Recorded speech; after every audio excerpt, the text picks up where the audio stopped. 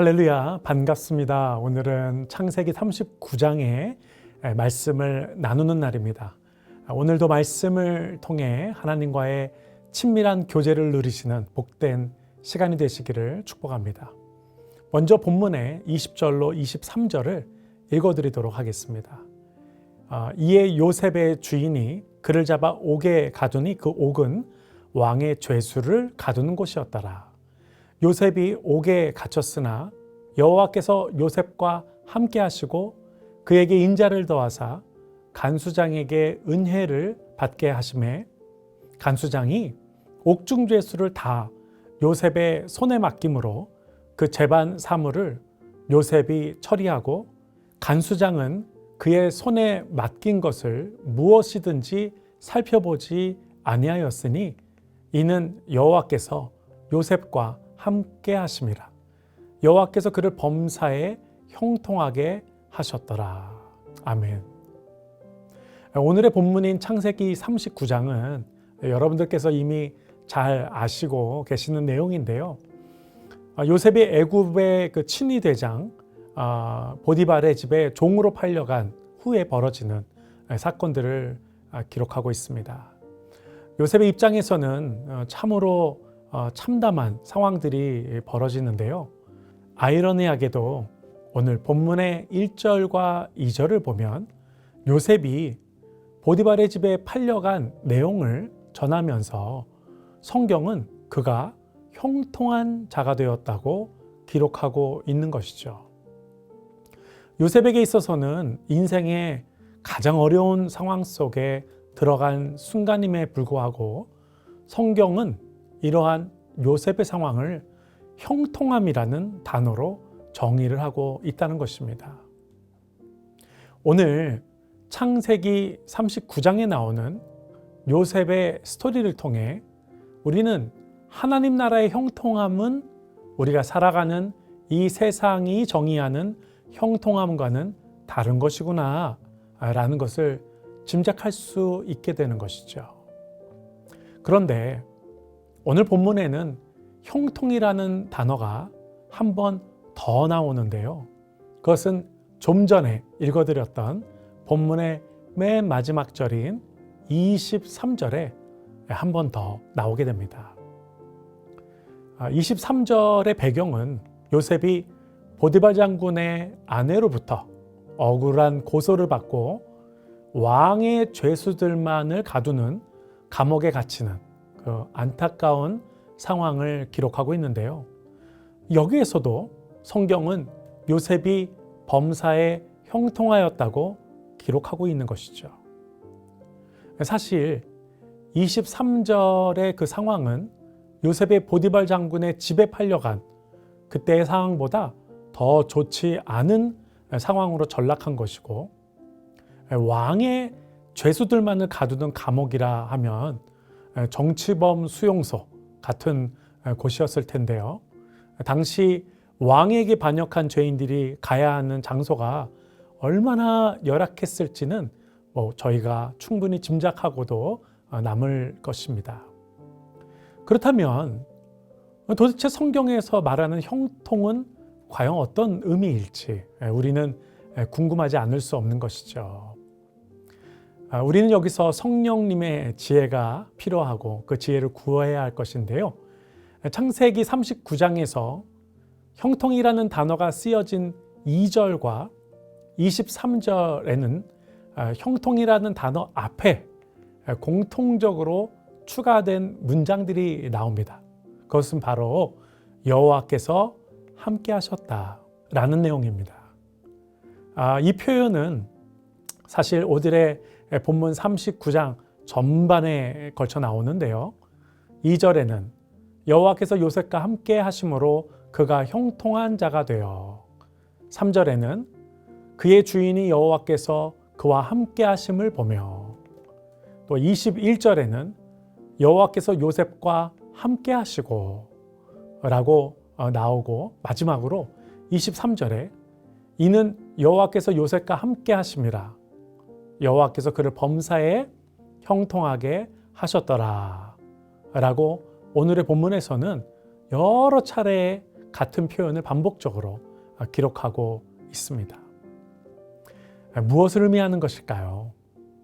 하나님의 나라의 형통이란 하나님의 함께 하심 그 자체를 의미하는 것이죠. 어떠한 상황과 환경이 형통의 조건이 되는 것이 아니고 하나님 나라의 형통의 조건은 하나님 한 분이시라는 것입니다. 그 이유는 그 하나님께서 우리의 모든 상황과 환경도 주관하시고 통치하시는 분이시기 때문이라는 것이죠. 저는 이 부분을 묵상하면서 갑자기 그 다윗의 고백이 담긴 시편 23편의 4절이 생각이 났는데요. 4절은 이렇게 기록하고 있죠. 내가 사망의 음침한 골짜기로 다닐지라도 해를 두려워하지 않을 것은 주께서 나와 함께 하심이라. 주의 지팡이와 막대기가 나를 안위하시나이다.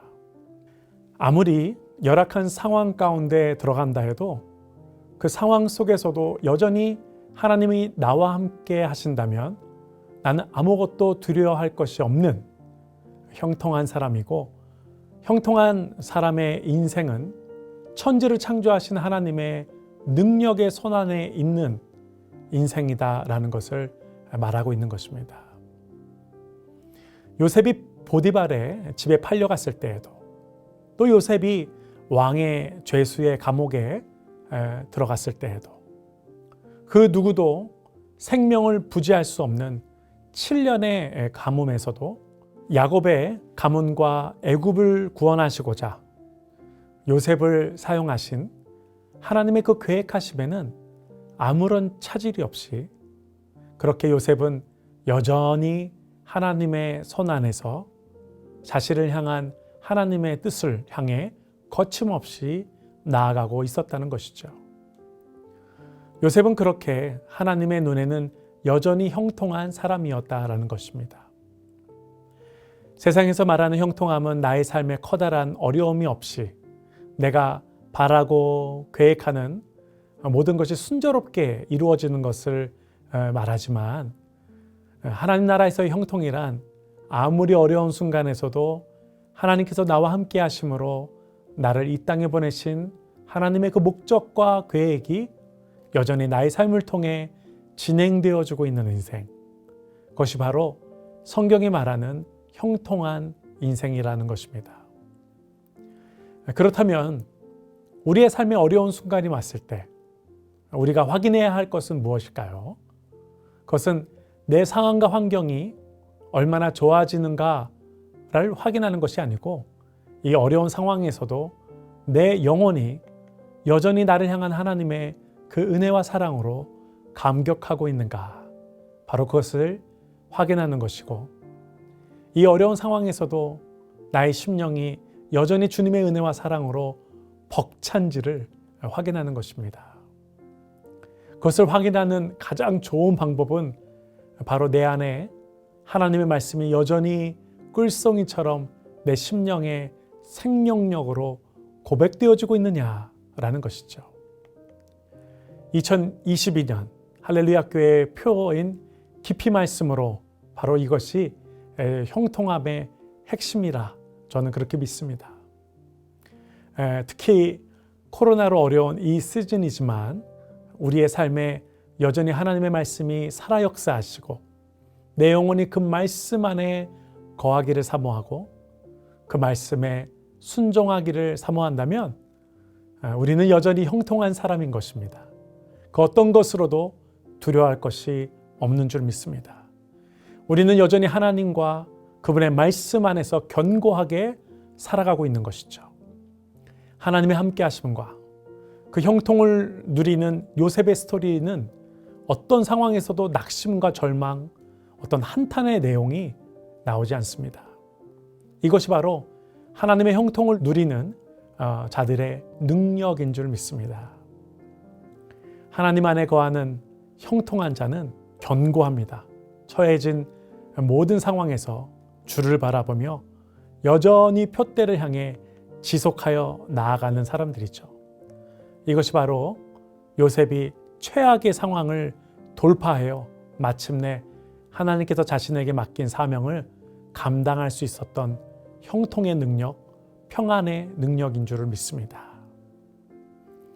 우리는 요셉의 스토리를 성공의 스토리라고 생각하는 경우가 많은데요. 사실 오늘 본문에 나오는 요셉의 스토리는 성공의 스토리라기보단 믿음의 스토리고, 우리가 다 알다시피 요셉의 인생은 자기 자신을 위한 인생을 넘어서 자신을 배신한 온 가족을 살리고 애굽과 그 주변의 모든 나라와 민족을 살리는 인생의 스토리였다라는 것입니다. 이것이 바로 늘 깊이 말씀 안에 거함으로 널리 이웃에게 나아가는 하나님의 모든 형통한 인생들을 말씀하고 계신 줄을 믿습니다. 다시 한번 시편 23편 4절을 읽기 원합니다. 내가 사망의 음침한 골짜기로 다닐지라도 해를 두려워하지 않을 것은 주께서 나와 함께 하심이라. 주의 지팡이와 막대기가 나를 안위하시나이다. 아멘. 사랑하는 성도님들, 지금도 하나님이 우리와 함께 하십니다. 우리는 여전히 견고하고요, 그 하나님 안에서 이 땅에 그 누구도 부러울 것이 없는 형통한 인생을 우리는 오늘도 살 수 있고 그 삶을 또한 누리시는 저와 여러분 되시기를 예수님의 이름으로 축복합니다. 오늘도 이 말씀을 묵상하면서 받은 은혜가 있으시다면 아래 댓글창에 그 은혜를 나눠주신다면 또 온라인상에서 함께 말씀을 묵상하는 분들과 좋은 나눔의 시간이 될 줄 믿습니다. 많이들 동참해 주시기를 바랍니다. 잠시 기도하겠습니다. 하나님, 상황과 환경이 아니고 여전히 어려운 상황 속에서도 내가 하나님 안에 거하고 있다면 우리의 끝은 결국에는 형통으로 나아가게 될 줄을 믿습니다. 오늘도 이 믿음을 갖고 우리의 상황과 환경 속에서 우리가 더더욱이나 하나님 말씀 안에 거하고 어려움은 어려울수록 더더욱 말씀을 향해 나아가며 말씀에 순종하는 인생이 되어서 우리의 인생 가운데 그 어떤 것도 거침없이 우리로 하여금 하나님의 형통을 누리고 또 그 형통을 나누는 인생으로 살아가는 오늘 이 하루가 되게 하여 주시옵소서. 이곳에 있는 모든 성도님들을 축복하여 주옵소서. 감사 올려드려올 때 존귀한 신 예수 그리스도의 이름으로 기도합니다. 아멘.